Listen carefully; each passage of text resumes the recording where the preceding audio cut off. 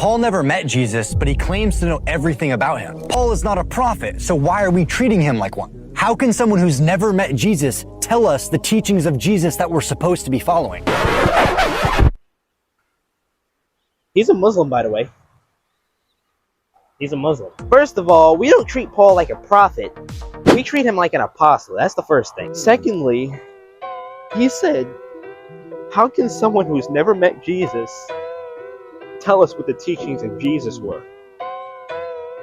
You do realize he's literally describing Muhammad to a T, right? The only thing for us to decide here is if we're going to believe someone who lived around the time of Jesus, who was affiliated with the eyewitnesses and the disciples, whose first letter, 1 Thessalonians, was around 20 years after Jesus' death, whose letter, 1 Corinthians, also written a little over 20 years after Jesus' death, appeals to 500 witnesses of the resurrection, and these witnesses would have undoubtedly have been alive around 20 years later. And because Paul knew the Corinthian church personally, his letter, his claim of 500 witnesses could be very easily falsified or confirmed, who actually did meet Jesus, whose conversion was affirmed to Ananias by God himself, whose authority came from the Holy Spirit. Or we can believe someone who came 600 years later, really didn't know Jesus, never met him, yet claimed to know everything about his life, and that everything previously known about him was wrong. And also, I'm just curious, due to the fact that God personally affirmed Paul's conversion, who exactly did Allah, outside of Muhammad,